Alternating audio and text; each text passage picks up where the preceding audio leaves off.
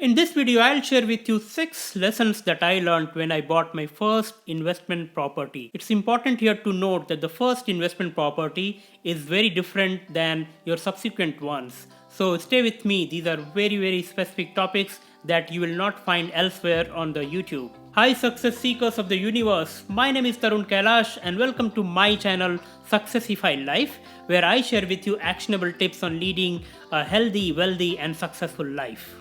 But before we go into the details of the lessons that I learned, may I ask you to do something that doesn't need any investment. And yes, you guessed it right, that's smashing the subscribe button and clicking that bell icon such that the YouTube gods can share their blessings upon me. Stay with me until the end and I'll share with you something very personal that is very pertinent to this topic. So stay tuned until the end. All these 6 lessons that I share with you are based upon my personal experience as an investor buying 6 property so far in the Bay Area for the last 11 years. Hope you find it useful, and if so, please leave a comment in the comment box below. Let me introduce you to my first investment property.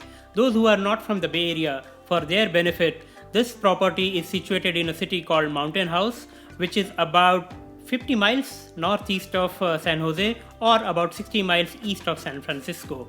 I bought this property at the end of 2013, somewhere in December, and this property has 3 bedroom and 3 baths. This new development in Mountain House caught my attention when I first read about it in the news that during the housing crash, Mountain House was the city which had the highest decline in all of United States. However, after the housing crash was over, the prices in Mountain House have consistently increasing, specifically because of its good community in terms of schools. Lesson number 1, consider your first investment property more like a backup primary home. If in a situation wherein there is a catastrophe like a fire or a flood that impacts your primary residence, you should always have your own home nearby where you can move to and stay safe. There is a very personal story related to it. One of my friends and close family members sort of had his home impacted by the California fires.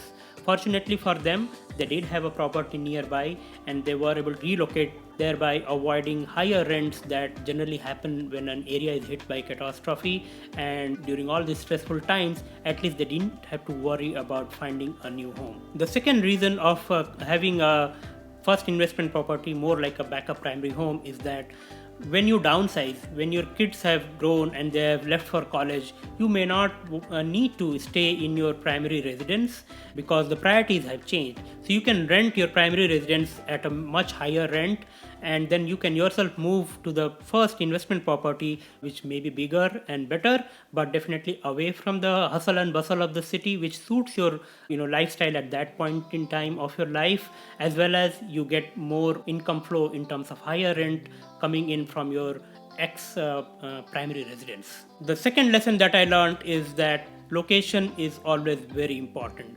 Now, location in terms of where the property itself is located from your primary residence. The first investment property should not be very far, it should be within about an hour of driving distance. Since you are the first time landlord, you need to make sure that if there is a need that arises and you have to really drive to the property to address anything that may come up from the tenant side, it should not become very difficult for you. In addition to that, how is the economic development in that location? For example, for the Mountain House property, I knew that there was Amazon warehouse coming up in Tracy, which meant that there will be more and more job opportunities. So the economic development was shooting up in that area, and I knew that rentability would not be a concern. In addition, there is this Tesla factory in Lathrop which was coming in at that time, and there is a big water park coming nearby in city of Manteca. So all this kind of points out that this is up and coming an area, and renting the investment property would not be a problem. Within the city, the neighborhood in which that specific investment property is located is also important. For example, nearby good high rated schools. Also, if it is near to a park, that's important. If the property is located on a corner plot, that definitely helps because then there is more privacy as well as you have more space around the property, so that again increase the desirability of the property and renting it is easier. So for example, in my property that I have at Mountain House, at the back there is an open space as of now, and there is future commercial development planned. So in that way, it's near to the shopping if you need to quickly run and get some grocery or get a haircut or such things, or buy a pizza maybe. There is complete privacy at the back. There is no back neighbor. Front yard, it's open, and since it's a corner plot, even one side of the property is again open. So that makes it very desirable, and that's the reason that when I last time listed it for rent, it was gone within 10 minutes of the listing going up, and I had multiple prospective renters lined up. So keep that important point in mind. That takes me to lesson number 3: buy a newer property. When you have bought several properties, then probably it's a different story. You know what to expect, and then you can go into multiple family homes and such things. But in the beginning, my personal lesson is that buy a property which is newer.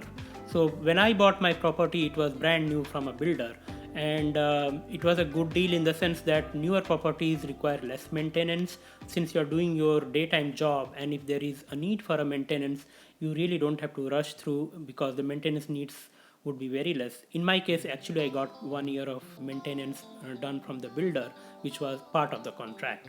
So it's highly recommended that you buy properties which are relatively new, so you don't have situations wherein you have to run to maybe clean up the toilet or get it fixed, or just busy with the HVAC system, or something is broken in the garage door, or maybe one of the appliances is not working, and which may be stressful when you are a first time investor, especially if you don't have a property manager in place.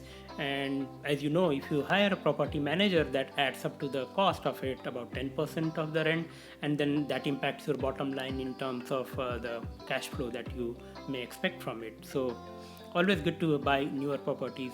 Another tip that I can give you is that the backyard, try to see if it can be less maintenance type. For example, instead of having full grass or lawn mowing needs, if you can come up with options like stones, or maybe have just plain concrete to the extent possible, such that you don't have recurring cost of the lawn mowing and maintaining the grass.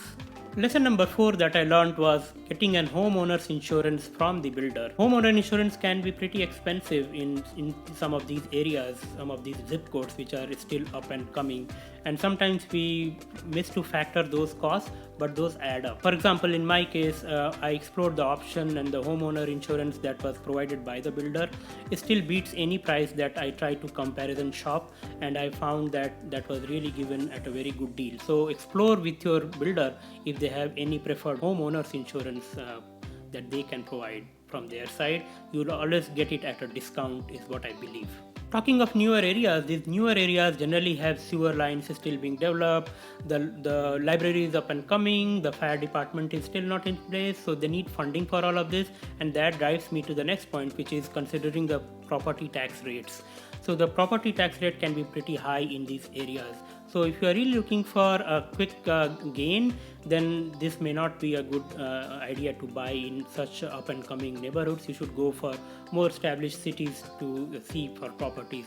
For example, this is one lesson that I learned. So the property tax that I pay for my mountain house property is about the same as how much I pay from my primary residence, which is situated right into the heart of West San Jose. On the other hand, the thing to consider is that this property is very good for its future equity or the projected appreciation.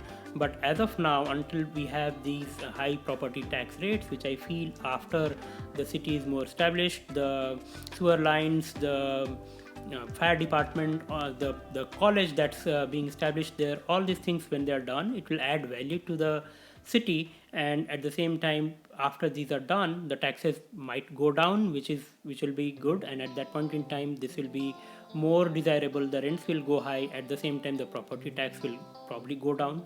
But for now, definitely it seems like quite a bit of a property tax. So keep that in mind. Lesson number 6: don't expect a positive cash flow right in the beginning. So that's because of the high property tax, like I said, or even there can be an HOA that you might have to give. The homeowner's insurance can be high, and this being an up and coming neighborhood, the rent may not be as high as you may be expecting.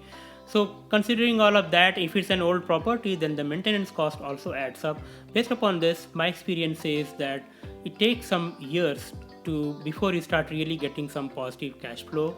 Combined with how long your mortgage is. If it's a 30 years, maybe you'll start getting positive cash flow, but at the same time you'll be paying more in the interest. In my case, it's a 15 years loan, and as a result of which it took me several years before I started getting some kind of a positive cash flow. Definitely also keep in mind of checking the prevailing rents, which can go very high in these newer up and coming neighborhoods, and in which case my suggestion is that keep a tab on it in terms of when to increase the rent, such that you can really fetch more and more from your rental property. At the same time, there's a risk. If there are many more options nearby available, tenants may want to move away to those homes. So you have to really keep a balance, and that would depend upon really confirming the prevailing rates from your realtor, and then accordingly have a rent which definitely attracts more and more tenants, at the same time sustain your current tenant. And here is a bonus personal tip that I can suggest from my side. Any commodity which is rare, the price for those commodities would certainly is bound to increase, because it's a simple demand and supply thing. So rare property, high demand, right? Because supply is less. So similarly, nowadays newer homes, generally they are multi-storied, and one of the negatives of these multi-storied homes is that people who are like senior citizens may have mobility challenges, and they would prefer to have at least one unit or one bedroom and bath on the first floor.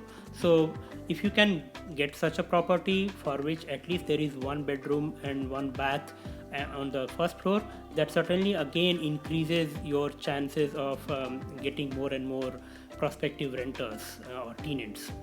So mountain house property that I have, we luckily got a property which was in the corner lot, as well as having one bedroom and a complete bath on the first floor. So if there is a family who has grandparents, and or if someone is challenged from a mobility standpoint, it will be good for them, and that way you attract yet another section of tenants, maybe even at a premium for rents. So do let me know in the comment below if you found these suggestions valuable, and definitely it gives me a motivation to keep coming up with newer and newer such videos. And I hope I helped you with very personalized tips which you will not get elsewhere on the YouTube.